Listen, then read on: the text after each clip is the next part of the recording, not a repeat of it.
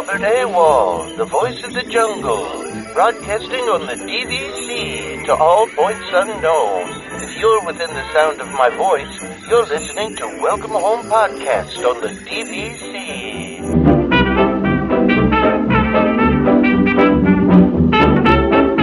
Hello and welcome home. Thank you for joining us on episode 244 of Welcome Home, a Disney Parks and Vacation Club podcast. I'm Tom, here with Trevor. We don't have Damon.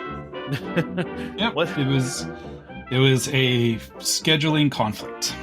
Yeah, Damon's got a busy weekend, and he's got some tennis stuff going a little long. So, which it's fine. It's all good. He's got tennis stuff. We try. We've said this before. You guys like to think that Damon doesn't want to get on the podcast, but we try. We do. It's all of us making an effort, and it just doesn't work out. And his life is busy, which is fair. Yeah, listen, it happens to all of us at one time or another, right? True, yeah. And it hadn't happened as much to me, but then recently, I feel like I've had to bail a lot, which is fine. I mean, listen, it happens. We have lives, and as much as we enjoy doing this, we also have to do stuff for our families and things like that. So it happens. Exactly. So anyway, I just got back from Florida, man. Let's talk about your trip, because I got to remember everything I did now, because it was 2 weeks ago. It was a while ago now. No, listen, I don't remember if I think I talked about this on the episode that I recorded from Florida. That Jeremy put a meme out of me as Bob Barker, which was totally accurate, by the way, because that's exactly how I was recording that episode. I was literally holding it Bob Barker style, up to my face. But actually, I was pleasantly surprised at how good it sounded. But anyway, so Florida was great. We had a great time. Listen, my parents live in one of those resort kind of neighborhoods, so it's nice, it's relaxing. I drive around on their golf cart, and go to different places. Got to spend some time with family. That was good. But this is a Disney show. Let's talk about Disney. So first off, right, let's get this out of the way first. So I think I talked about this on the episode. They changed the operating hours for that day, right? So it was supposed to open it was supposed to be 9 to 10 or something like that. And then it changed from 8 a.m. to midnight, right? So, which 9 a.m. is I would have had to get there really early and leave really early. But 8 a.m. almost feels like a different level. Even though it's only an hour, it feels like it's 5 hours. It's a different game starting that early. Yes. You're absolutely right. You have to mentally plan for it differently. 9 o'clock feels reasonable. Then when it gets to 8 o'clock, you're like, oh God, that's early. It's the difference between leisurely rolling in and work hours. That's exactly right. Yeah. And so, and my mom lives about an hour and a half away too, right? So that factor that in too. So we're making our plans on Sunday, and I'm like, listen, guys, we gotta first of all, Magic Kingdom is sold out, right? Sold out for the day at capacity, completely sold out. So I'm like, if we want to get anything done, we're gonna have to leave this house at 6 o'clock in the morning, right? We got to leave at 6 a.m., right? So we did. To everyone's credit, we got out the door at 6 a.m., which was great, but we were also all a little sleepy. But it was fine. We probably got to the ferry about 7:45. So, not terrible, of course, by the time we got, through security, although security was no problem. We rolled right through security. It wasn't that busy yet. That early in the morning, it wasn't too bad. It was busy. Don't get me wrong. It was busy. This is why you left early, was so you could avoid the real wave. Yeah, well, that's the thing, right? So the real wave did come later, for sure. But we, when we got to the front gates, it took us a while to get through the front gate. It probably took us longer just to get in through the front gates than it did to go through security and take the ferry over and all that. It took a fair amount of time to get through there. Wow. So, yeah, it was pretty packed. I guess MagicBand scanning's hard. Oh, man, it drives. Okay, listen. Sorry, I shouldn't. I'm sorry. You're poking the bear now, because no, because it drives me nuts. Because I'm like, how come everyone that gets up there is a problem? Like, why is it every time I'm in line, everyone ahead of me has a problem where the guy's got to raise his hand to bring the manager over, and then they have to go over to guest relations to do something because they couldn't figure something. I don't know. It just drives me nuts. I know exactly. Yeah, that's why I said it, right? Is, it seems like most of us can get through okay, but yeah, there's just those those couple of people, and yeah, it seems like they're always like right in front of you. Yeah, as all the people in front of me. My wife's like, I think we chose the wrong lane. I'm like, yeah, I think we did, because every single person in front of us has a problem. Like, I hate to do this, but like I feel like they need like different lanes. Like, like they need a section for have you been here more than 2 times? Have you first time visits? Like, not pass holders, but yes, like seasoned Disney vets. Exactly. Do you know what you're doing? You get to go over here. Are you clueless? You go to this side. Like, this sounds really bad. New experience? Check this out. Yeah, I mean, listen, you just have like it's beneficial to the people that don't know what they're doing either, right? Because you put all the guest relation people over there and you can handhold them. I mean, somebody showed up with a piece of printed out paper and I'm like, you're not getting in. Like, whoa, you've got printer paper in your hands and I just know you're not getting in. My dad tried that. Yeah. Years ago. You got to go to guest relations at that point. Yeah, but thankfully I actually had a MagicBand ready for him, so he didn't have to do that. Yeah, I mean, I had several MagicBand options on me, just like I brought a couple different options. But anyway, so we get through the gates. So you got through the gate, yeah. Yeah, we got through the gates. It's busy, right? It's really busy. Yeah.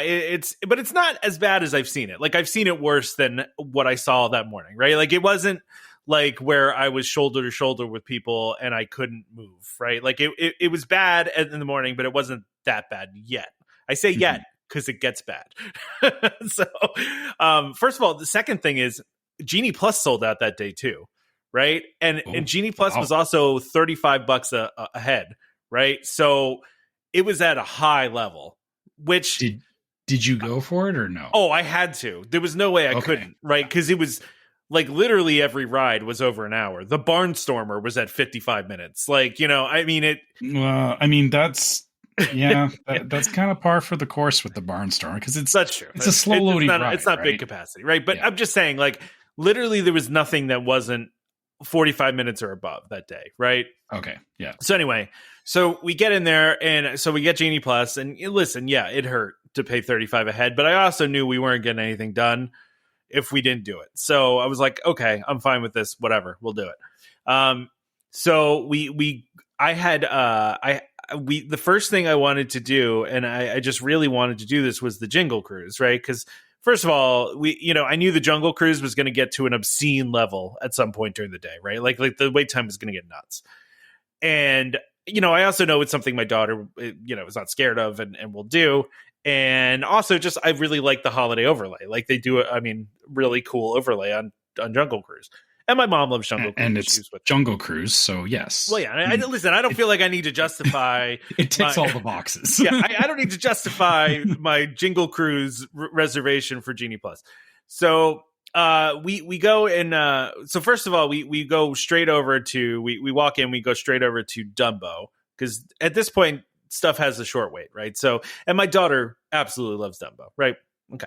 So we go do Dumbo. We don't wait at all. We walk right onto that. No problem. Great.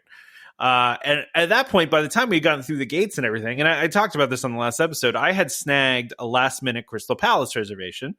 So it was, at that point, it was already like 8:45 and the reservation was at 9. So, and we were at Dumbo. So it was like, kind of need to head over, So we head over to Crystal Palace.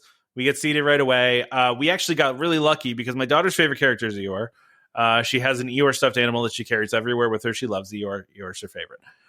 She thinks that the real Eeyore lives at Disney World. That's where real Eeyore lives, right? So, yeah, it's adorable.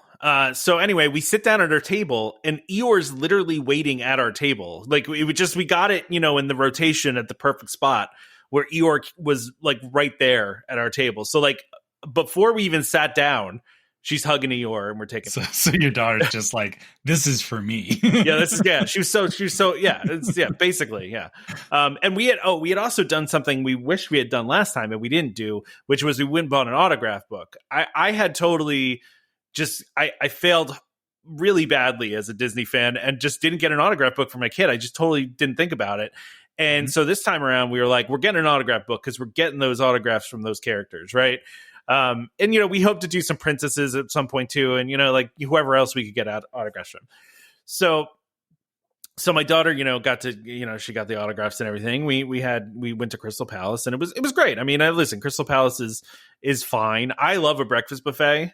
I do have to say I was a little disappointed they weren't doing omelets anymore. I don't know why they weren't doing omelets, but it made me. I love a breakfast buffet, but I also like a fresh omelet. It'd be nice. Okay. But I mean, there's fair, but I feel like there's enough stuff at that particular buffet that yeah. No, listen, there was plenty. I didn't go hungry. Like they were doing chicken and waffles. They had some hash brown casserole thing. They had sausage, gravy, and biscuits. They had Mickey waffles that were cinnamon sugar, covered for dessert. So that was cool. So it was good. It was good. We had a great time, and we actually got to see Eeyore a second time because Eeyore came back around again before we left, which was really great. So we got that done. We go over to the Jingle Cruise then because it's time for Jingle Cruise. And I said this in the Discord, and it's true. It's never a good sign when the cast member busts out the sign that says Lightning Lane starts here. It's never a good thing. And so we get over there, and it says the standby time is 105 minutes. But there's nobody in the standby line, basically. And the whole line is the Lightning Lane. So I think we waited longer than we've ever waited in a Fast Pass or Lightning Lane for Jingle Cruise. I mean, it took us a solid half hour to 45 minutes to get through the Lightning Lane for Jingle Cruise. And I don't know if it was it was down or something or what, but it took a really long time to get through the Lightning Lane. Which, if everybody's booking Lightning Lane, that makes sense. Yeah. I wonder if maybe they were padding the standby line times too to make sure that they were just letting all Lightning Lane people through, basically. Which Lightning Lane and Fast Pass, whatever we're gonna call it at this point. It's great if you're in the Lightning Lane. If you're in standby, I know for me personally, even when I had a Lightning Lane for something and I bought Genie Plus for the day, and then we did standby for other things, and you see those Lightning Lane people getting in front of you, you just you give them the stink eye, right? Even though it's it's you're just annoyed that they're cutting you in line, even though when you're doing it, you're like, ha. I'll cut you. My time now. Yeah, I'm going in front of you. You waited forever. No, I'm cutting in front of you. Yeah, but anyway, so I mean, listen, Lightning Lane Genie Plus was critical on this day, right? Absolutely critical because everything was crazy, right? And listen, we got a lot done considering how busy it was. That being said, we didn't do any.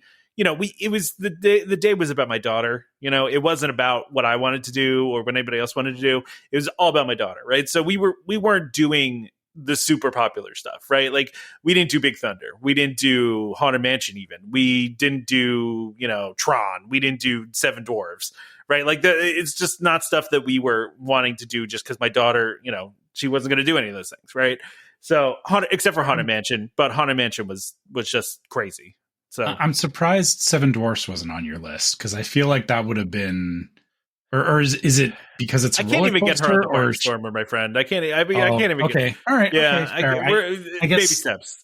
Yeah, sorry. I guess, but I forget. Kids are totally different, and my son was the opposite. He's just all in on that stuff. So yeah, I forget that. Yeah, my daughter doesn't. I mean, she gets brave every once in a while, but I tried to get her on the Barnstormer, and she was like, absolutely not. So, and I was like, okay, well, We tried. But but you did what was right for her. Like that's the important thing, right? Absolutely. Yeah. So we did, we did like the magic carpet, Aladdin's magic carpet there. We did the tiki room because you can't, not do the tiki room. By the way, first time I think I've ever waited for the tiki room, like literally waited. Like outside of the little pre-show area. I was gonna say like beyond waiting for the pre-show to start, like an actual line. I waited for the pre-show. I don't think I've ever waited for the pre-show before. I don't think I've ever seen a line like beyond the pre-show area. This tells you how busy it was. Yeah. This tells you how busy it was. So we did that. Oh, and so I don't know why I've never done this, Trevor, until now. But so we're walking through Frontierland, right? And I'm realizing it's like 11:50, right? And they were doing 2 Festival of Fantasy parades that day, one at noon and one at 3. And I said to because I see the tape down, you know when the parade's about to happen, right? Like, so I see the tape down, I see them getting ready for the parade, and I'm in Frontierland, and I'm like, guys, why don't we just stop right here? There's all this space available. We'll just stay right here and watch the Festival of Fantasy parade, right? Like right by Splash Mountain, kind of. Yeah. It was right. It was kind of right in front of Country Bear, right? So yeah, okay, yep. I don't think we've ever watched a parade from Frontierland. We always go to the hub, like we're always somewhere on Main Street. We've never done Frontier, just because it just never worked out that way. We just always go to the in front of the castle and everything. Like, you're just not there. Yeah, it just never happened. But man, I'm going to do it every time now because for like several reasons. First of all, you get that thing done right away, right? Because like it goes there first, so it's you don't have to like wait around forever. But number 2 is there was like nobody over there.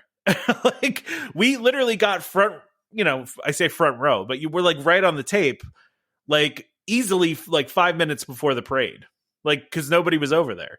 So we didn't have to like stake out a spot. We didn't have to do any of that. We literally just walked over and grabbed a spot.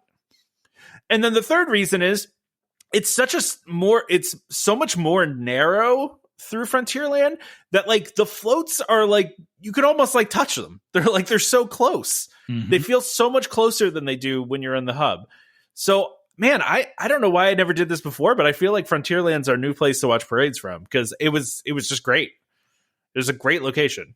Yeah, you're kind of ruining some of my secrets here. Well, I'm sure this is a secret that Disney people know, and I just for some reason have never picked it up. Well, we all got our blind spots, right? So yeah, but I mean, so I guess to be fair, like you're right in that, like in being in the hub or on Main Street, it is definitely a different experience because it's that very like classic Disney thing.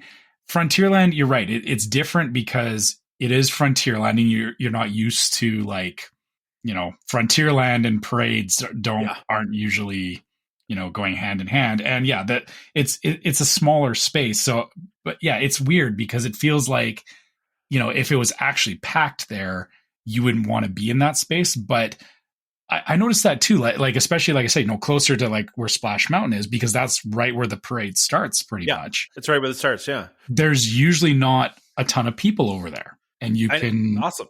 Yeah. And I don't broadcast that either.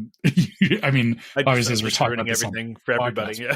Whatever. It's fine. Everything, just, if you're listening to this, you know the secret now, and just, just keep it to yourself. Yeah. There's not that many people who listen to this. but yeah, that's exactly it. Like same thing. Like when we watch the Christmas parade, we do it in Liberty Square for the same reasons, is that it's not as busy. And, it's like people are so busy trying to get in front of the hub for it that it's like you can go hang out in Adventureland and Liberty Square and kind of have the place to yourself. And then I bet the other thing that you noticed too is as soon as the parade was done, it's like you can leave and like the parade is still going. Like you hear it like off in the distance. Yeah. But it gives you the advantage of everybody else who's watching the parade is still hung up at the parade, and you can get to the next attraction that you want. So like you get to watch the parade and you get to beat everybody else to the attraction. So right? You say that, but and that's that's true most days. Okay, in normal situations. I know this day was different. This day, so this was the worst that we've run into people was after the parade. So first of all, I want to mention that too. One of the country bears too, which also made it funny. The country bears just kind of wander around there. It's one of the few places that, you can actually interact with characters at Disney World like that. There was a cast member with one of the country bears before the parade came out, but the music was already playing, and they were walking down the parade route doing the dances and pretending to sing to the song. And it was like, this is the kind of stuff I love. Because there's one of I forget which country bear it was, but it was probably it was like funny. Wendell or something. Yeah. So, but after we walked away from that, it was the worst we ran into of crowds. We got crushed. It was shoulder to shoulder. I think it was because we were in that tight area that exists between the Liberty Bell and Liberty Square there and Haunted Mansion. And, so we were trying to get ourselves to Small World. Oh, I was going to say you went up into Fantasyland. Yeah. So it was bad. It was bad. Okay. It was really, really bad. We really were squished. We were trying to push our way through. It was not great. After we got through that, though, we went and did Small World. We did Small World, and then we did what do you call it? Mickey's Philhar Magic. We did we did a Little Mermaid. We did Belle's Enchanted Tales. We did all that stuff, all the kids stuff, right? All the fun kids the People Mover, because of course we did.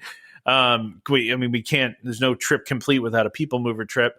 So we did a lot of stuff. We did all the stuff that my daughter would want to do. We had Sounds a really a perfect trip from that point of view. Yeah, absolutely. She was very happy.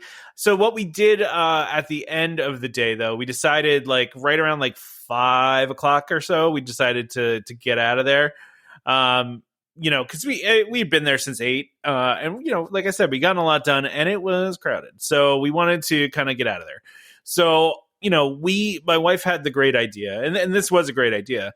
She was like, why don't, because we had wanted to go over to Grand Floridian to check out the gingerbread house, right? And the trees, and the tree. So we took the monorail over to Grand Floridian, and we just decided, well, why don't we just eat at the quick service that's here at the Grand Floridian? Because it's going to be less busy than any of the quick services that are in the, in the parks, which was a great idea. It really was. It wasn't busy at all. So, and it was a Grand Floridian. It was pretty good. It was, it was decent. Had myself one of the classic Disney flatbreads, which, are fine. They're not the best pizza you've ever had in your life. No, I mean, they're fine. It's quick service. Yeah. Exactly. Exactly. So, so we took a nice little monorail trip, which was nice. It's always good to go on the monorail. I should mention too, the one thing that we did that we hadn't done in a long time, and I don't know, if you were waiting for me to mention this, of course we went on the train. We went on the Walt Disney World Railroad, which we haven't gone on. Literally, my daughter's like, "Why did we?" Completely forgot. Yeah, that this is. It's been so long. Well, my daughter's like, "Why didn't we go on this before?" And I'm like, "It's literally been closed your entire life, your entire existence. It's been closed." So, and now it's open, but. Man, did I miss the train? It was one of her favorite things too, by the way. She absolutely loved the train. We just did a circuit, man. We just went all the way around. We did the whole thing. We went completely around the park. And which was great because we got to go through the new tunnel for Tron there.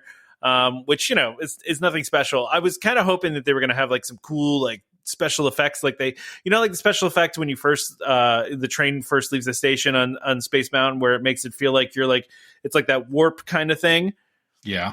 So you're going through a tunnel, and they have a whole thing where the narration interrupts on the train, and they do a whole Tron thing, and I'm like, what a missed opportunity to do that in the tunnel. How fun would that be if they did that same effect in the tunnel? That would feel very Tron-ish. Have a light cycle go by or something. Yeah, do something. Yeah. It's just a plain tunnel with lights in it. It's just kind of a bummer. But I mean, listen, I get it. It's fine. It's a we're on a regular train. It's whatever. Okay, I do have one question. Is the station by Splash Mountain open or no?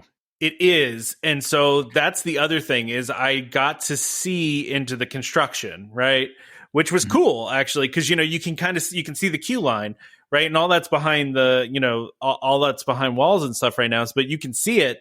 if you're on the train. And so I got to see like the mural that they, remember we talked about those murals a couple weeks ago.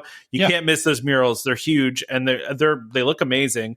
And just like all the queue work that they're doing, they're putting in like these cobblestones, like they're really doing a nice job on it. And I mean, the water tower is up, obviously, so we got to see that. And there's so much scaffolding up, But yeah, no. So we got a good view at the work that they're doing for the Tiana ride. So I realize I should stop calling it Splash Mountain. Yeah, you was gonna say, Trevor, it's not called that anymore.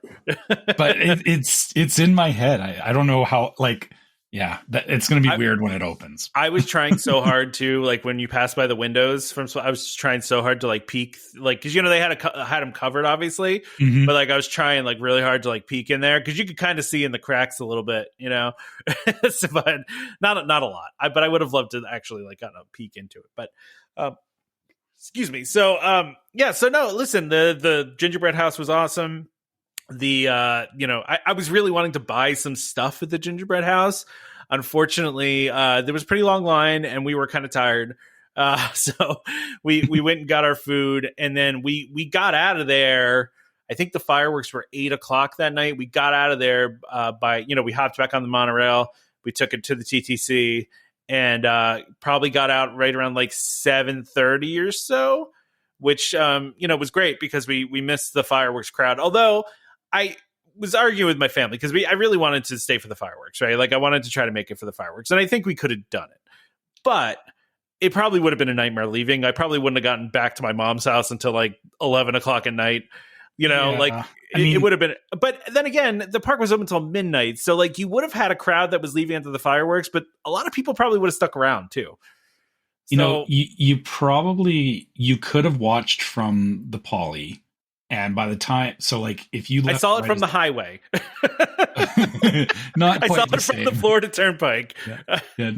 Not quite like watching from the beach, but no, okay. No. But yeah, I get, you guys wanted to get out of there. But yeah, my thinking on that would have been, you could have watched it from either the TTC or the Poly. Yeah, we could. And then, by the time, if you left immediately, there's a delay from when people leave from the fireworks to when they actually get back to the TTC. Yeah. So you would have had plenty of time to get out of there. To skedaddle. Yeah. No, I mean, I get it though. We probably could have made it happen.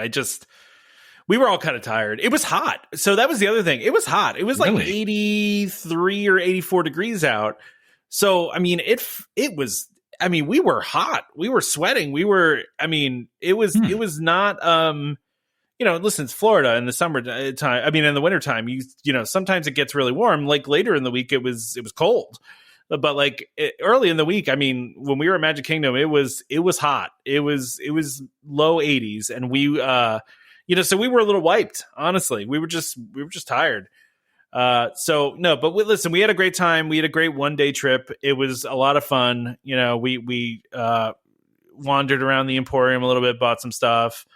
I was thinking about you, Trevor, by the way, because I bought a whole bunch of stuff on Shop Disney before the DVC discount ended, because I went and bought some like clearance stuff, right? So, but I bought the stuff on the 21st, and there's still several things I don't have yet. Like they've been shipping them. Like I bought like 6 things, right? Because I saved a whole bunch of money because I got stuff on clearance, and then I got the DVC discount, and I got a bunch of it already. But there's like 2 items that have not shipped yet, and I'm like, come on, man.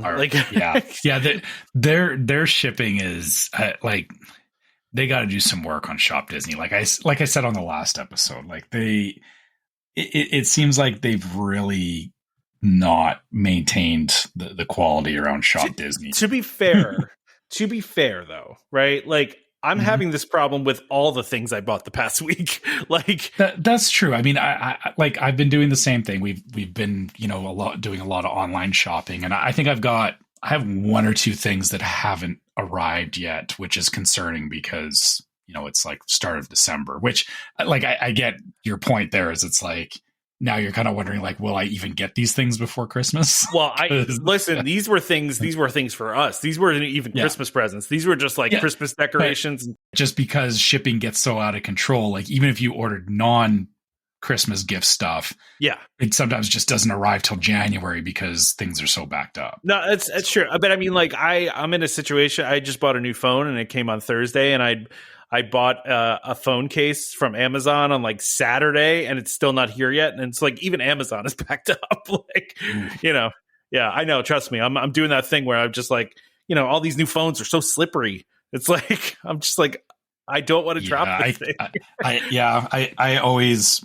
Whenever I get a new phone, I always make sure I have a case before I even take the phone out of the packaging. Yeah, I'm with you, but I wanted a new phone. So anyway, back to my trip. So Legoland. I want to hear Legoland. about Legoland. Let's talk about Legoland. That's a good place to talk about a thing. So Legoland, 2 hours from my mom's house, and they didn't open until 10 o'clock in the morning. So we still had to leave early, but not 6 a.m. early, right? Like we left at like 7:45 or so, right? Well, that's not bad. No.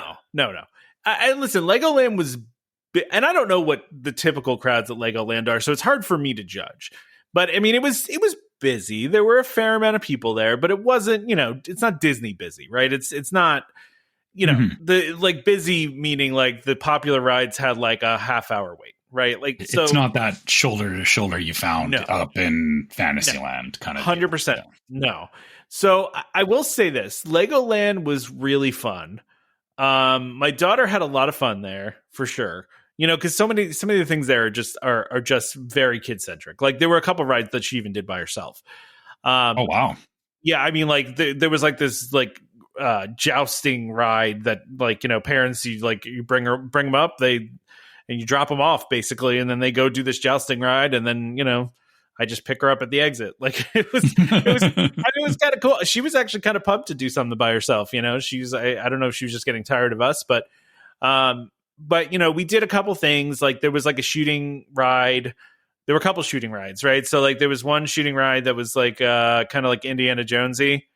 Not even. I mean, they were just like straight up ripping off Indiana Jones. Like I think I don't know if they were ripping it off. It felt like they actually probably like licensed Indiana Jones because like they had Indiana Jones as a Lego character. So, well, yeah, I mean, Lego does that. Like they've got so many licensed things going on. Yeah, exactly. So, but it was one of those shooting games, and it was fine. It was fun. I did notice that Legoland, like it feels like they ran out of ideas at one point because they like. There's like 4 different iterations of the same ride. Like they literally have the same like drop tower ride like 4 different times, which is fine because my daughter loved it. It was fun. She had a great time with it. But like, come on, Legoland, come up with something else. Like, I will say the one like e-ticket attraction that they had. Oh, so we did like their Soarin' ripoff, which was really interesting because so you start off facing the wall. Right. So you get in there and you're facing the wall and there's no screen there. You're just facing a normal wall. And you're like, well, what's going to happen? Like, I'm confused. Right. How and the does this whole work? so the whole row just swings around to where the screen is, which was weird. But, it was fun. Everyone hated that except for me, I think. My daughter hated it. I think my wife was okay with it, but everybody else hated it. So they just didn't like the movement of it and everything. It was one of those really felt like you were moving a lot. I can see that. It's people don't like being just like flung around. Yeah. Especially I could imagine if you were on like the outside of the seating arrangement, right? It would probably feel a lot worse. Yeah. It for sure. So that was interesting. The other interesting one was they had this Lego Ninjago ride that was a shooting game, but you use gestures, much like the Spider-Man ride. But you did like karate chop kind of things to like shoot fireballs out of your hands, which was pretty cool. It was cool. I enjoyed that ride. It was fun, and we didn't really wait that long for that either. And by the way, whenever anyone complains about paying $35 a pop for Genie Plus, Legoland's version of Genie Plus was $125 a person, which was more than the tickets, mind you. So, wow. Yeah. So I was like, yeah, no. you passed on it at Legoland? Yeah, I passed on that one. Yeah. Yeah. So what else did we do? They had like a little Himalaya kind of ride, which I went on with my daughter, and just like completely jacked up my back. Like, cause it's just not made for adults. Like, you know what I mean? Like, so when you say Himalaya type, like, okay, I guess just so we're on the same page. Express, I'm trying to think of all the different names for it. So like a fast spinning, like kind of goes up and down in circles, right? Yes. Okay. Just want to make sure we were thinking about the same thing, because I knew a Himalaya ride from when I was a kid, but I didn't know if it was the same thing. It's called a lot of different names, because like there was one I used to go on at a theme park it was called Music Express, but I feel like Himalaya is typically So I've seen these at the Stampede in Calgary, that like it's a common like midway ride that in these traveling shows that happen. And I know what you're talking about. A lot of the rides at Legoland, not a lot, but a lot of them were off the shelf kind of rides that they just kind of themed to Lego, right? Which is fine, right? Again, it's like I'm not expecting Disney original quality at this park, right? Like it's just not. I know that's not what I'm going to get. I will say one of the coolest things in the entire park, and I think I talked about this beforehand. There's one thing where there's these 4 fire trucks that are lined up, right? And there's a building on the other side of the thing. And you get into the fire truck, you know, you have like a team of people, and like you pump these like levers to make the fire truck go, right? And then you go all the way to, you go as fast as you can to the building, and then you get out of the building, and then 2 people pump the fire hydrant, and there's water guns, and you try to squirt the fire out, right? So like there's targets, and you try to squirt the fire out, and then once you squirted the fire out, an alarm goes off, and a thing goes up, and you jump back in the fire truck and you race back, right? And the whole thing is like it's like a race, right?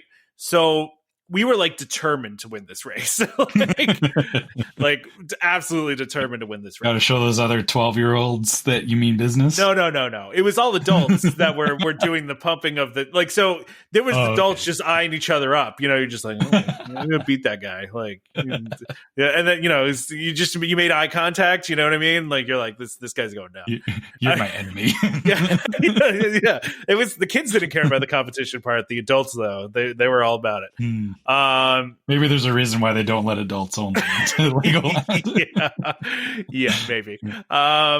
But we didn't win. We ended up coming in second. We were very close. It was, and part of it was because my daughter just kind of like, she was all psyched for it, and then she got on it and she kind of froze. She like freaked out a little bit, and so I was comforting her, and the other 2 that were with us started doing all the other stuff. So. But listen, it was fun. It was fun. I will say, I think the coolest part of the entire place was the huge Lego cities that they have built. I mean, like they've got these gigantic replicas of like Las Vegas and like, different cities all over the place. And it's huge. And I mean, they had all this moving stuff. They had boats in the water that moved. Like, I mean, it was really intricate and pretty amazing, to be totally honest. Like I was pretty floored by it. And that was really cool. And truthfully, it's a beautiful place too. It was botanical gardens before. And the botanical gardens are still there. So like the park itself is really just. So it's nicely decorated. Absolutely. It's not just like, here's the Lego stuff, but also there, like you said, there's nice, like, gardens and scenery and stuff. So, exactly. Exactly. So we also did a little bit of Peppa Pig Land. So, which was, we've already done before. So it wasn't any new territory for us. We went on the little coaster there.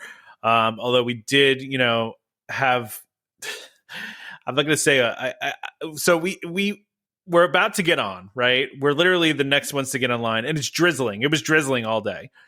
And after the ride before us, they put up a little announcement that the ride was closed because it was drizzling. And I was just like, for real? And she's like, literally, this ride cannot function if the track's even a little bit wet. And I'm like, for real? Like, I'm like, I understand lightning, but it literally was drizzling. Like, there was no lightning. There was no wind. It was drizzling the tiniest bit. And I was like, come on. So set something up in Florida that can't function in the rain. In the rain. Exactly, Trevor. Exactly, Trevor. Are you kidding me? Yeah. So I can see that. Yeah. So I was annoyed. And then right behind us at Peppa Pig Land is one of those, it's like a hot air balloon kind of thing where it like spins in a circle real slow, and then it lifts up in the air. You know what I'm talking about? that kind of midway ride. That's like it's you sit in like what is like a hot air balloon, and it spins around a little bit, and then the whole structure goes up.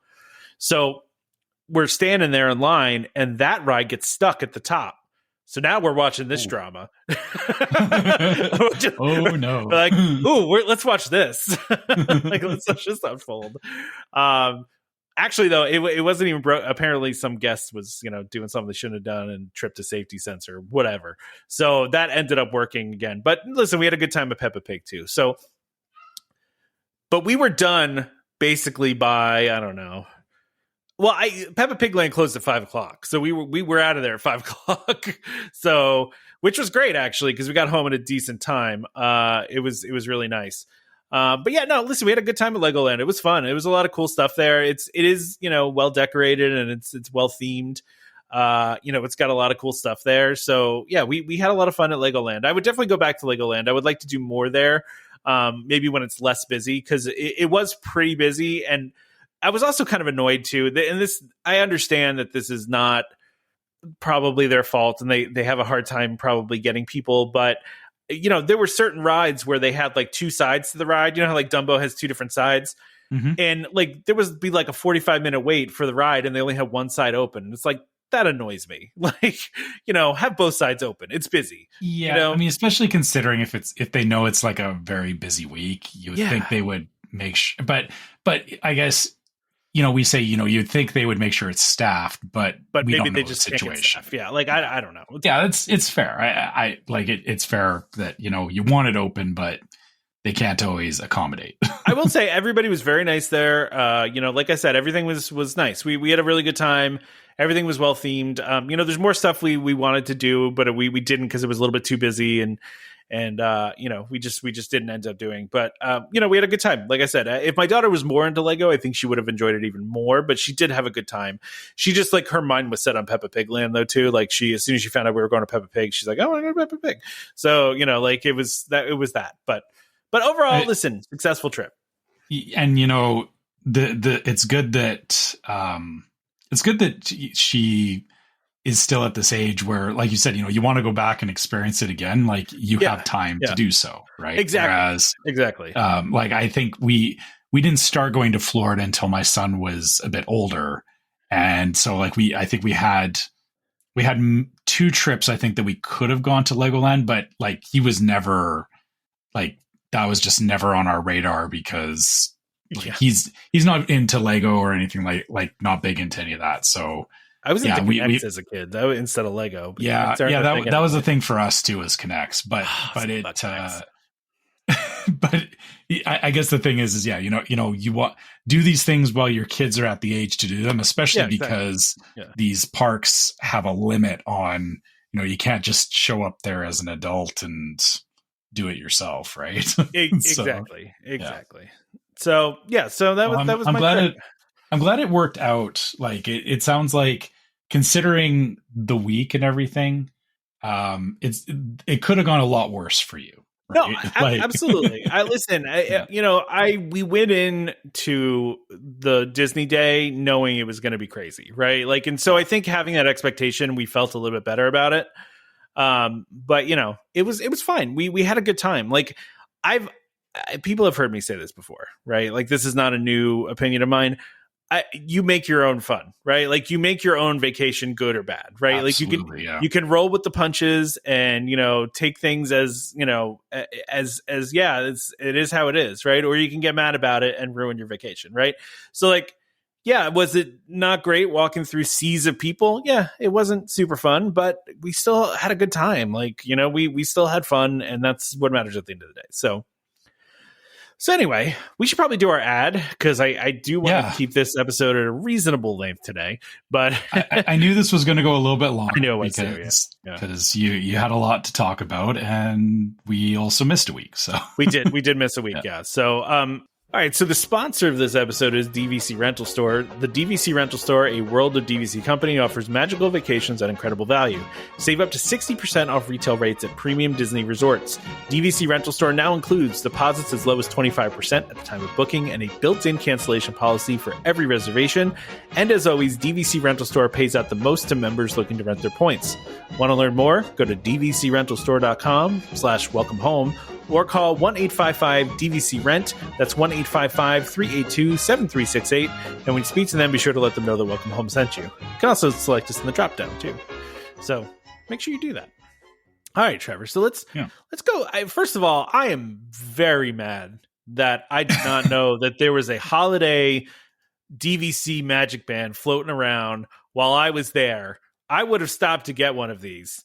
Yeah, you were in the Grand Floridian. I know. Which you could have very easily walked over to the DVC counter and gotten. I walked right by it. There's a whole DVC wall at the Grand Floridian. The slider is so cool too. I want it. It is nice. It is.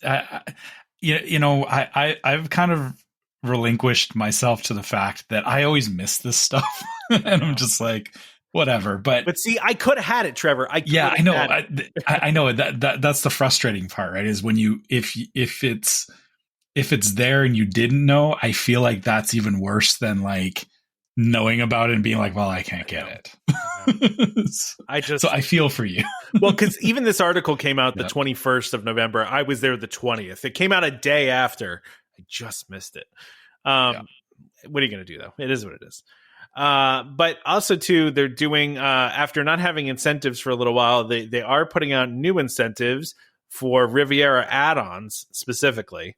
Mm-hmm. And also randomly Saratoga Springs, which is weird. I don't think that's as random as you think it is. No, it just feels random. Like it's random anytime they put a promotion on a sold out resort, especially one that's like as old as Saratoga, Right. But I feel like, I guess, so the whole thing around the Saratoga one is that it basically puts the, the standard price for Saratoga is like $205, right? Or and then this promo gets it $20 per point off, which puts it down to $185. Saratoga points resale are way cheaper than that. Oh, way cheaper than that. Yeah, I mean, this is also only applies for point purchases of 150 or more too, by the way. Yeah, but I think the thinking on that is that this is Disney trying to get more people in the door, maybe. And I guess the way I view it being that, I'm not obviously an expert in, the whole buying and selling of DVC necessarily, but, as a consumer, I can see this as, if I went to Disney right now and said, hey, what's DVC all about? And, and if everything is like, here's Riviera, here's Grand Floridian, here's all these properties that's like, oh, this starts at $230 a point. Yeah. But hey, we've also got this Saratoga over here that is like the cheap option. I would be like, oh, like, what do you mean this is the cheap option? Right. And I think it might be enough for people that maybe don't know about the differences between resale and direct, or are just going to Disney and like don't even know that resale is a thing. Like when I first started looking at DVC, like I had no idea that resale was even an option, right? And I didn't. I said that before. I didn't know either that resale was even an option. Yeah. So I can see where this is definitely a very Disney is kind of looking at this, and I think they're trying to maybe take a little bit of the market away from resale, but not in a bad way, I guess, because it means that you won't have, or not that you won't have as many people looking to buy resale, but I think it kind of, like I said, it gets people in the door, and it gets people not necessarily looking at both, but then, maybe later on, then they go, oh, I start with direct at Saratoga, and then they add on later, right? And then you figure out that resale is a thing. So I don't see this as a bad thing. I think it's interesting that they are kind of going back to Saratoga specifically, but they must have like a glut of just contracts.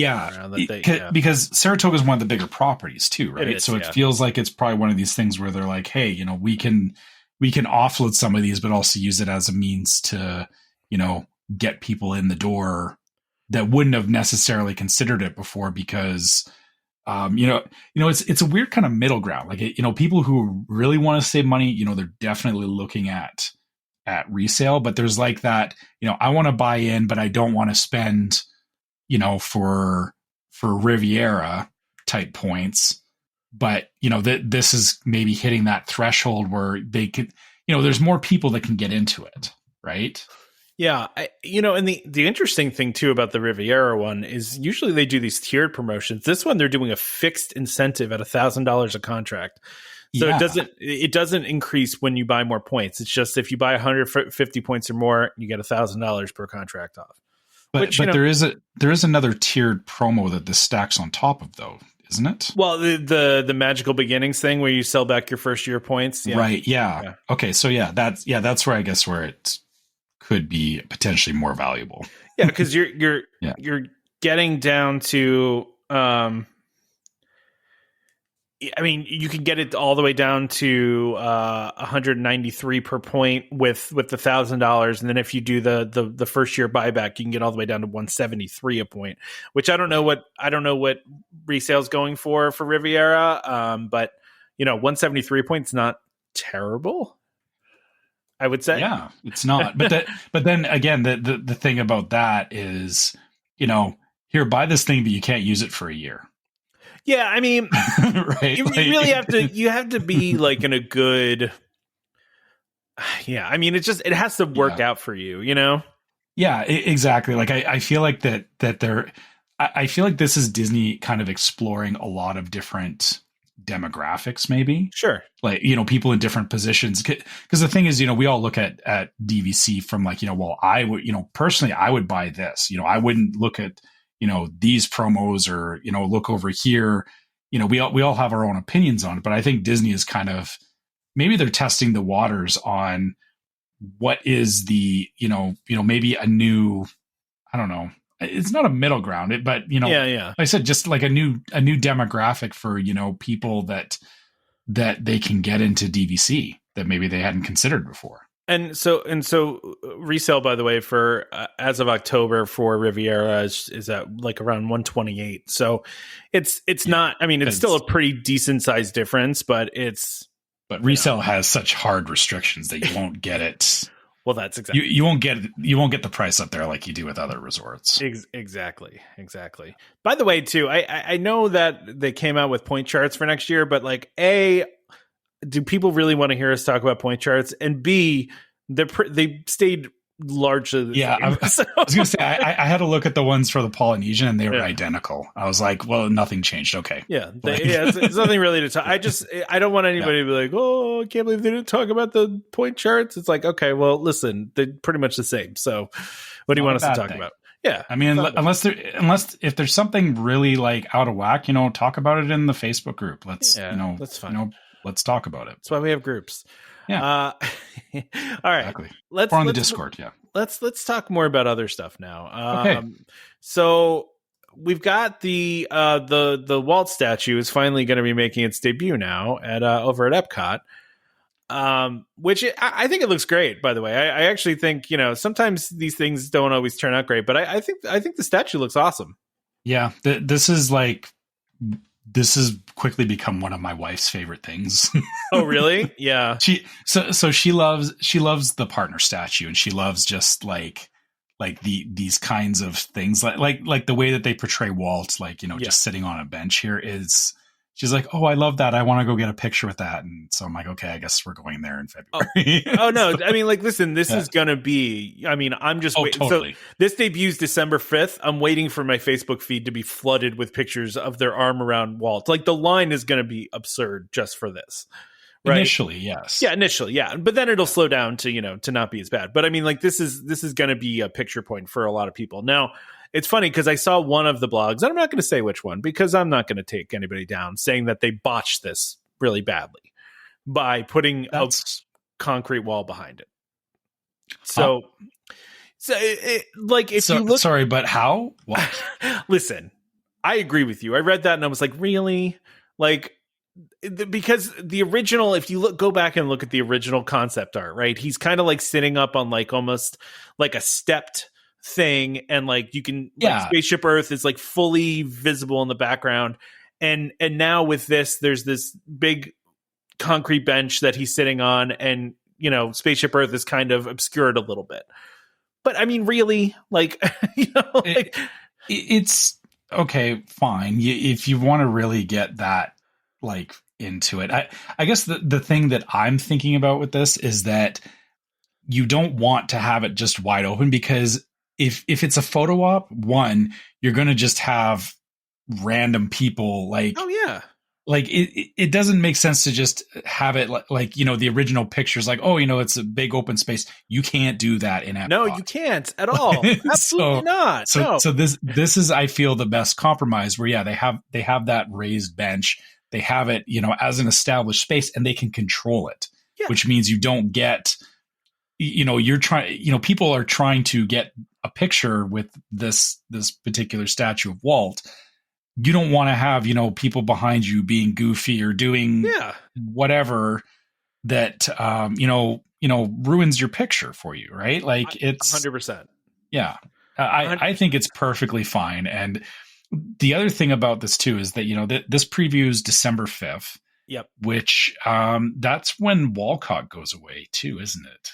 Yeah. Or I guess it should be, because, which, I think, I don't know if all of Walcott's going to go away though, right? Like, okay, they're already receding some of the walls, right? But I don't know if you saw recent overhead pictures, but it looks pretty done. Like, it looks like they can take down the walls, I haven't looked lately, but I guess, like, I saw the announcement like a while ago that the stuff is finally going away. So yeah. I'm just, like I said, for me, it's that this is great. This is going to be something that we most likely stop at, of course, when we're there. Yeah. And then the thing that I'm more excited about is getting Epcot back to like all that, all that, or I guess now World Celebration area, right?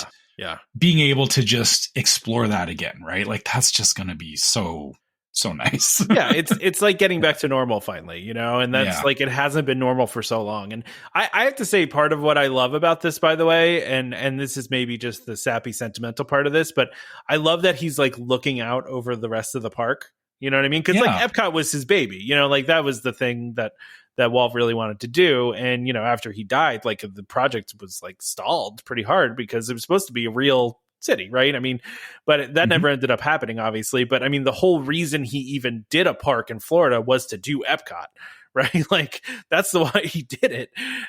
So I love the idea of just like him looking out over all the stuff that was built, and that's the statue is called Walt the Dreamer. Yeah, exactly. So it's exactly what it should be there. Well, and they even describe it this way too. He said he sits with a sense of fulfillment, enjoying the beauty of his realized dream, a park that represents pure optimism and that truly celebrates the magic of possibility. I think I really think that they captured that with this. So, I'm excited to see it. And like you said, I'm excited for Walcott to go away. I'm excited to be able to walk in the middle of Epcot again and not just see construction walls constantly.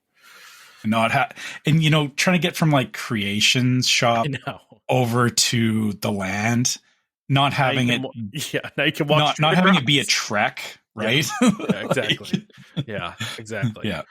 The other long awaited thing is, and I did we get a date that the Hatbox Ghost was going to show up, or did they just throw this out there? Right, like they literally just dropped this. Like, they did, right? Because I don't remember. I remember them saying like a general time period, but I don't remember seeing an exact date. And then all of a sudden, Hatbox Ghost is now at the Haunted Mansion in Disney World. So it's like, okay. What I saw happen with this, so I was on Reddit, and people were writing about it. They're like, it's here now, and there was a bunch of like, wait, what? And then so it actually appeared in the Haunted Mansion, and then they did this post the next day saying, oh yeah, it's here now. So some people actually got in to see it before all the now hype that started around it. So yeah, it's funny because Disney really just kind of slid this one in, which is they do that sometimes. Different. It's funny how like Disney sometimes will like really plan out the launch of something, and then other times they just kind of like, it's there now. Like, it's there. And I mean, for something that they hyped up as much as the Hatbox Ghost, you think they would have announced the date ahead of time. But I kind of love the fact that he just appears, because like they can make the joke just materialized, right? Like they don't, they can kind of do like make it so that he does not bow to your whims. He just appears when he wants to. He just appears when he feels like it. Yeah. So I'm excited to see this the next time I go to go see the Hatbox Ghost. I know we've talked about it a lot, and some people are probably tired of it. So that's fine. If you're tired of the Hatbox Ghost, that's cool. But I am excited to see it. It's a great piece of Disney history that, same thing. I'll be glad to see again, because I've seen the Disneyland version, and I want to see how it compares in Disney World, because I've heard mixed things about it. Like the thing is, I want to reserve my judgment, and I haven't really watched things about the Disney World one or the Disney. Yeah. Okay. Yeah. The comments I've heard is that the movement and the placement of it are not the best. Okay. But again, people always, or the whole conversation came up again around, well, where it is, there's no ghosts up until the Madame Leota room. Yeah, I know. Yeah. All that stuff came around, and I'm trying to really ignore that and reserve my judgment for when I see it myself. I'm fine with where it is. Yeah. Like I don't, it doesn't bother me. Honestly, I never even really thought about the fact that the ghosts don't show up till after the seance. Didn't really occur to me. I mean, I guess I thought about it, but like, it's not, it doesn't really matter to me. Like, I don't care. There's a whole, I don't know where that, or I think it came from what people interpreted as the storytelling, which it brought up a whole bunch of things that I kind of realized that, like, something that, when you start reading into the attractions and stuff, there is definitely a lot of room for interpretation. That sometimes we'll read things and go, oh, that's the way the ride was supposed to be. But when you start reading further into it, you realize that no, somebody just threw out their opinion. And it's not that the original ride was like, this is why we did it this way. It's like, no, it's just how you decide to interpret it. So for stuff like this, it's like, I'll let my own headcanon decide how this works. And I get to see the Hatbox Ghost. So whatever. Does it bother you at all that like, and Disney does this sometimes and they probably shouldn't, but I understand why they do it, but like there are certain things that like kind of live within like a certain fandom, and then Disney picks up on it, lives in that fandom, and then starts emphasizing it more.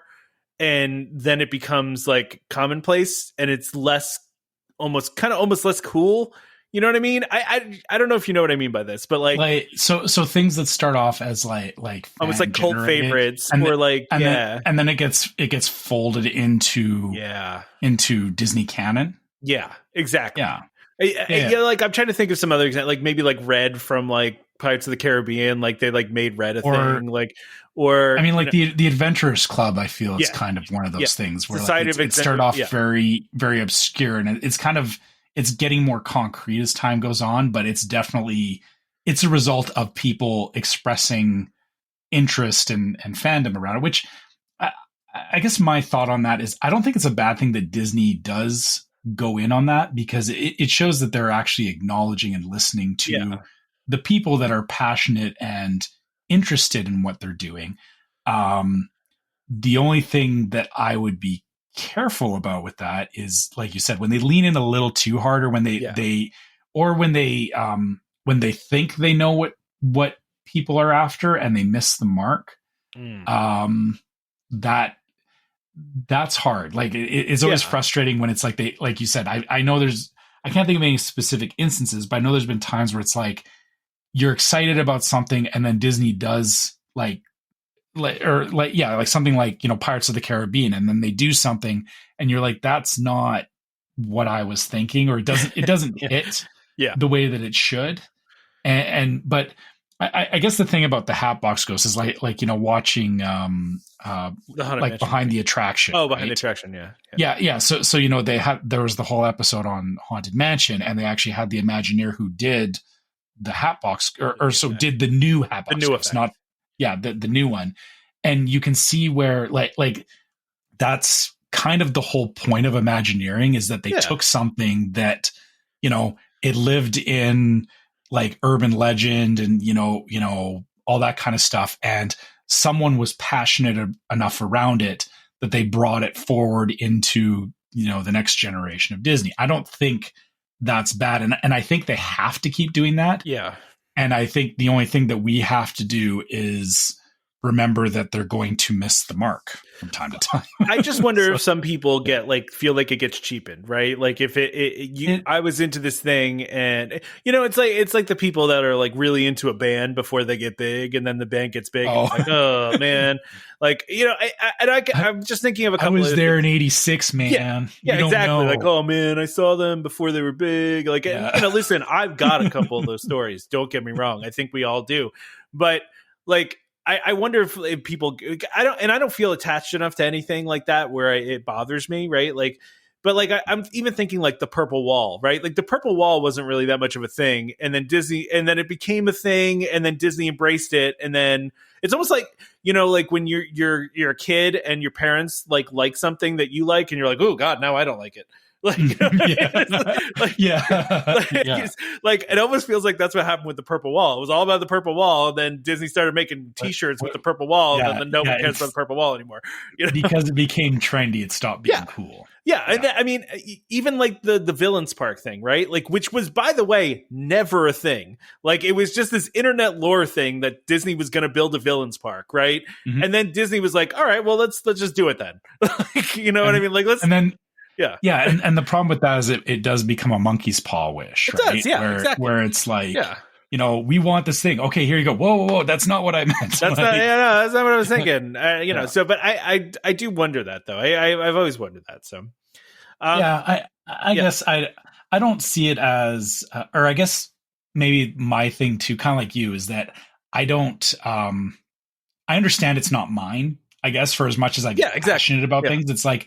Whatever direction they take it in, if it turns out I don't like it anymore, then I'm just like, fine, whatever. That's fine. But I'll like what I liked at the time, and I can ignore the rest. So, yeah, exactly. I'm a big believer in in a friend of mine always says this, and I really like it as a phrase is I don't want to yuck anybody else's yum. That's I like that too. That's good. Yeah. Like, I mean, if somebody like, because, I think this just comes from being like a Disney Parks fan too, is because like you get a lot of judgment from people that aren't, right? They're like, oh, why do you like that? Like, it's for kids or whatever. Right. And it's like, how about you just let me enjoy my thing and you can enjoy your things. Like, I don't tell you about the things that you're doing. Like, just let me do my thing. Yeah, exactly. Like I probably don't get the things that you're into. So it's okay that you don't get the things that I'm into. I'm into them. That's fine. Right. So like, that's kind of how I feel about this stuff. But let's talk about this holiday rum barrel at Trader Sam's. First of all, it annoys me that they're doing they do all these really cool things at Disneyland and then don't do them at the Trader Sam's and Disney World. Yeah. I always wonder about that because like they're, it's not that the bars are mirrored, but like you said, it's, it is Trader Sam's in both locations. Yeah. And how hard is it to make the mugs available? Yeah. Ship some mugs to Florida. Like, look how cool this mug is. Like I'll put pictures out about it, but it's a holiday rum barrel and it's got the Trader Sam's logo and it's like, it's just very cool. Like I want one. Yeah. It's got some good detail to it. And I just, the only problem with it is that it's like a too good to use kind of thing, right? Like, you get it and it would sit on the shelf. And I mean, this would be, like, when you bring out like all the Christmas decor. Yeah. This would go in with my Christmas decor for sure. Oh yeah, this is a good. I agree with you. Yeah, I feel like you need a set of them, right? Like you just get it. You get like 4 of them, and then you drink your Christmas drink out of them. Holiday eggnog. Yeah, exactly. Yeah. My wife, when she listens to this episode, is going to go ugh because she hates eggnog. I don't like eggnog. Yeah, but I also, by the way, I didn't even mention this. I bought another popcorn bucket. Just the generic one, not like not a cool one, just the regular popcorn bucket, which was good because we literally refilled it twice. Like we have like 6 or 7 popcorn buckets at this point, like not specialty ones, but just plain ones, because straight up, for exactly that reason, is that they are actually they're a really great deal for what or if you're there long enough to make use of the refills and all that. Right? Oh yeah, the refills are great. For $2 you get a bunch more popcorn. And my wife and my daughter are popcorn fiends. Like my daughter will eat the entire bucket of popcorn. She loves popcorn, right? So and that's basically what happened. My wife was like, "Can you get me popcorn?" I was like, "Sure." And I came back and my daughter ate like the entire thing, and I basically had to go right back out and get more again. So I've actually gone so far as we've found coconut oil that is pretty close to the Disney coconut oil, because they use coconut oil for their popcorn. Yeah. Because again, this is like you know, my wife loves popcorn, and so I've spent probably more effort researching it than I should have. Probably, but you know, trying to find something as close to the Disney popcorn as possible. So, yeah, exactly. I know what you mean. So last but not least here, because we do want to wrap this up. Yes, we do. Josh Giamaro is basically out here saying, straight up saying that they're going to replace Dinosaur with Indiana Jones. Which, we kind of thought. Is this a bone of contention? Because I'm fully on board with this. Listen, I'm on board too. I'm just saying, before they didn't really say anything, right? Mm-hmm. And then now all of a sudden he's just he didn't say it, right? But he said, wait, where is it? The answer is we're absolutely serious is the line you're looking. It says many Disney Parks fans question how Indiana Jones might fit into Animal Kingdom, a park focused on wildlife conservation. Giamaro notes that while he's not ready to go deep into specifics just yet, he's optimistic on how the move might be received. Animal Kingdom is about exploration and adventure. And so he was the president of Animal Kingdom at one point, right? So Josh Giamaro is he obviously knows a lot about Animal Kingdom, but he's basically saying that they're going to do this, which is cool. But I kind of hope that they do they don't just do a duplicate, right? Maybe they do something from the new movie or something, they do a whole different story. I mean, to be fair, I can't think of a single ride at this point, and I can't think of a ride beyond maybe Mickey and Minnie's Runaway Railway that is 100% identical between Disneyland and Disney World. Well, no, even Mickey and Minnie's Runaway Railway is not the same. It's slightly different at Disneyland. So, okay. I thought it was a copy. So again, I don't even know that. It's a little different. Yeah, no, it is. Yeah, it's slightly different. Yeah. So to that point, thinking about every other ride that Pirates, Haunted Mansion, Big Thunder, all those classic rides that have moved from Disneyland into Disney World, they've all had their own twist or their own variation to them. So I can't see them not looking at Dinosaur, and even though it is the same track layout, they can look at it and go, okay, we can change this, or maybe this is an opportunity for them to do something in this version that they weren't able to do in the Disneyland version. Yeah, absolutely. I mean, technology's better, right? They can do more stuff, right? Yeah. Maybe return some of the effects that have long died in the Disneyland version. Yeah. Well, listen, I'm a big fan of Josh Giamaro. If he were to take over CEO spot, I'd be okay with it. I appreciate his enthusiasm. I feel like he's very transparent, and he's quoted in here again saying, we know what this business is capable of. We know what our fans expect of us, and we're going all in. You're going to see more and more of that as we make our way through some of these ideas. Some of them will become real, and we'll say that's specifically what we're going to do. But I want our guests to be on the journey with us. I feel like Diamaro, like Iger, and I feel Iger's this way, and I also feel like Eisner was this way too, is they're legitimate fans of the parks, right? And like they want to see the parks do well, and they understand the parks. Like where Chapek, even though he was the head of the parks, never really felt like he liked the parks all that much. Like it felt like it was secondary, you know? It's a creativity mindset, right? Yeah, it's understanding that, you know, they're not just there as a theme park. They're selling stories, they're selling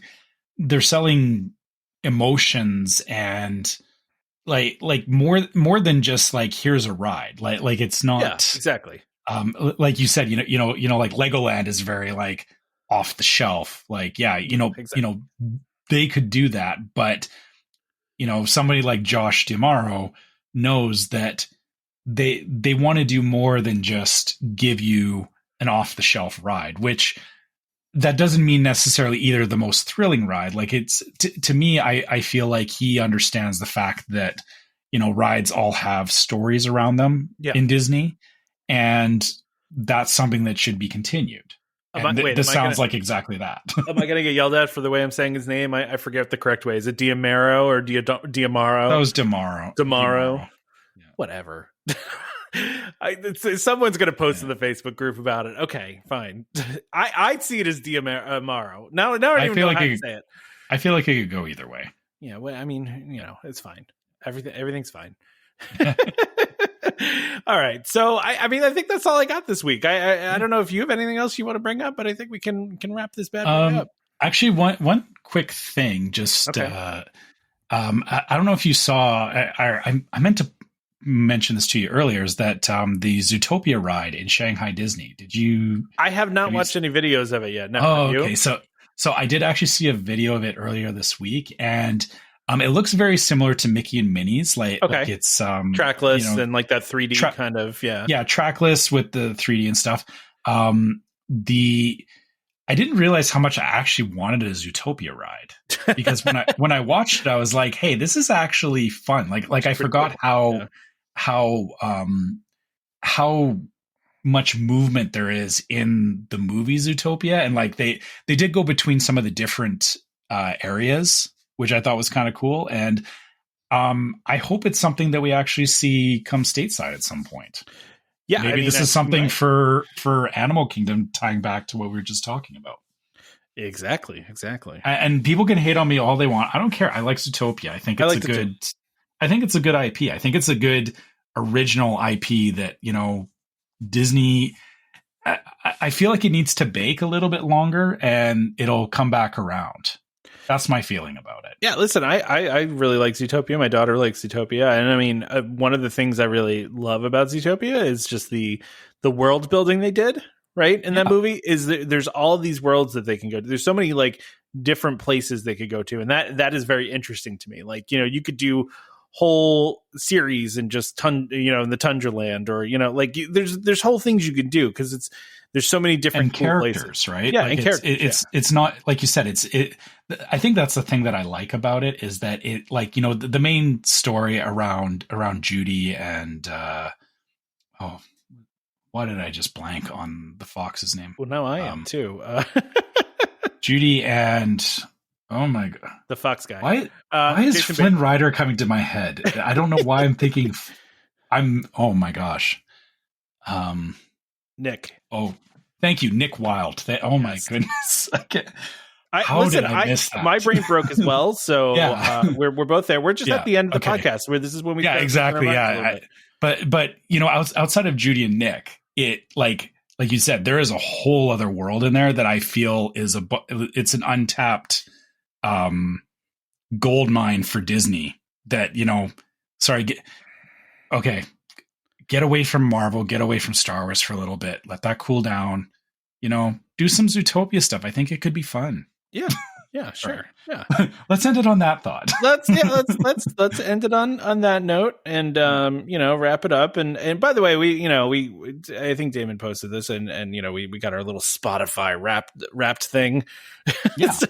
Which was nice. I listen, we really appreciate everybody who listens to the show, no matter how you listen, but you know, it was really fun to see the Spotify Wrapped, and it's like 11 countries, and you know, some of you listen to us a lot.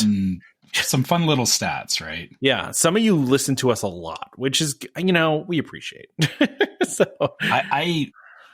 I'm still bewildered sometimes that we do this and there is as many people that listen to it. It doesn't feel like it sometimes, and not in a bad way. Like I appreciate all of you. I just can't believe that, we started doing this and it's like, hey, there's people on the other side of the world that are listening to this. It's really very strange when you think about very grateful. Thank you for contributing to those stats. In our Spotify Wrapped. In our Spotify Wrapped, yeah, exactly. We are going to try to do a holiday show, but we really haven't talked about it. We got to figure it out, but it's gonna happen. It might be hard. We are trying, as we said, scheduling is becoming difficult in the moment. It is, and I guess this has happened to us before. We've all gone through moments where we haven't all been able to get on at the same time, and it's a phase. It is. We'll get through it. Well, it's just been a rough few months for all of us. It's just a phase, Mom. Oh man. Okay. All right. I'm getting punchy. I think. Yeah. Let's wrap it. Yeah, we're getting punchy. Let's wrap it up. Yeah. All right. So as usual, if you guys want to reach out to us, you can always find us at welcomehomepodcast@gmail.com. We love getting your trip reports, questions, all that kind of stuff. So. You can always talk to us there. If you want to find us on social media, you can find us on Facebook as Welcome Home Podcast. You can find us on YouTube as Welcome Home Podcast. You can find us on Instagram as Welcome Home Pics. If you're looking to join a great Facebook group, go to Welcome Home Disney Waitlist and check out our group with all of our great listeners that share memes, share conversations. Everyone's talking about Disney in there, and just having good Disney conversation. We don't like the drama, so we keep it to the good stuff. So I have to say, shout out to Francisco, by the way, because the one he posted today made me laugh pretty hard. Yes, that meme was fantastic. Thank you for that, really Francisco. that was a very good one. That one made me laugh pretty hard. I actually saw that one when I was working, and I had to stop and chuckle for a minute. So if you want to know what we're talking about, join the group. yeah, you'll see it if you join the group. So make sure you check that out. If you'd like to help support the show, you can go to store.welcomehomepodcast.com. You can check out our different merchandise there. We have the golden button shirt, which is only in there until December 15th. So if you want that, make sure you go grab one before they disappear. And we also have our new shirt with the new Welcome Home logo, again, which I think is really great. And, you can get some stuff maybe for your next Disney trip. Also, we do have a Patreon. You can go to patreon.com/welcomehomepod. Check out our different levels of Patreon support, which has a different design than we have on anything in the regular store. So our Patreon listeners you can pick different levels of support there that you can get some different merch. Also, our Patreon listeners do get a 15% discount in the store, which again, if you're looking to maybe get some merch, doing Patreon and then getting some merch, you could actually save yourself some money that way. Yeah, definitely. And also our Patreon listeners get access to the Discord server, which is yet another place that we talk similar to the Facebook group. It's just a great place where we all like chatting. There's lots of great conversations going on in there. People talking about their own upcoming trips, sharing Disney news that they found and all that kind of stuff. Again, just, more places to talk about Disney because we like talking about Disney. So. Sharing not safe for work jokes about the guy that went streaking through Small Worlds, I wasn't sure if we were going to mention that. I was going to bring it up, but I don't know, man. Yeah, I hate bringing up bad guest behavior because it just, So that one is kind of funny though. Yeah, I feel like there was more going on there than just. Yes. Well, let's leave that one alone. Unfortunately, it's something that happened. There's always stuff that happens, but obviously we do talk about stuff like that in the Discord from time to time. And like I said, it's still a good place to have Disney centric conversations. Yeah. Or random conversations about other stuff too. Yeah. There's lots of. Somebody the other day was doing job advice in there. I don't know what was going to do career advice. Yeah, we'll talk about whatever. sometimes it's good to ask in different places. You never know. It's very personal in the Discord. Like we share stuff in there that we probably wouldn't share anywhere else. So yeah. It's it's a different vibe for sure. For sure. And last but not least, if you're listening on iTunes or Spotify, you can leave us a 5-star review to help the internet goblins give the show to more people, because I don't know, it's, I'm doing all this stuff with AI at work, and it feels like it's like we're doing magic sometimes. So, maybe we're invoking the internet goblins to, bring our show to new friends. So, leave us a 5-star review, because that helps more people find the show. Also on iTunes, if you want to write us a review, we love seeing those. We do read them out on the show because, we love seeing what you guys think about the show, good or bad, because, all of it's good. Yeah, it's all good. Yeah. If you want to give us a holiday gift this year, give us the gift of a review, and preferably a fun. And also don't give us a 5-star review. Yeah, give me a 5-star review. Yeah, exactly. Yeah. Please do that. So, also, if you want to give us another gift, don't forget to subscribe to Welcome Home Podcast so you can be reminded every time we release a new episode. You can find us on Apple Podcasts, Google Podcasts, Amazon Music, TuneIn, Stitcher, Spotify, YouTube Music. Anywhere you can find podcasts, you can find us. Just search for Welcome Home. And if there's a place that you go to listen to podcasts and you can't find us, tell me so we can add it and I can say more things at the end of the show. It should be a really long list. Yeah, it should be so long. How many platforms? There's so many. I mean, listen, there's ones I don't even mention that we're on. Like, oh gosh, I can't even think. There's a couple that we're on that are like really random. So anyway, just a reminder to our listeners, Welcome Home, iHeartRadio. That's the one. Yes. Yeah, just a reminder to our listeners, Stitcher. Yeah, I said Stitcher. Okay. We're Welcome Home Podcast is for entertainment only. We're not employed by the Walt Disney Company, and as such, all opinions we express on the show are our own, so please consult a DVC representative or Disney cast member for more information about anything we talked about today. Huge thank you, as always, to DVC Rental Store for sponsoring this episode, and World of DVC for being our continued partners in this really fun, long-time venture that we've been doing called Welcome Home. So, join us next time for more Disney Parks discussion. Of course, more DVC talk. We hope to see you all real soon. This is Skipper Albert Awol, the voice of the jungle, signing off from Welcome Home Podcast on the DVC. Do a huddle when we hit its hair. How she can cuddle is no man's affair. I looked around from pole to pole, found her in a sugar bowl.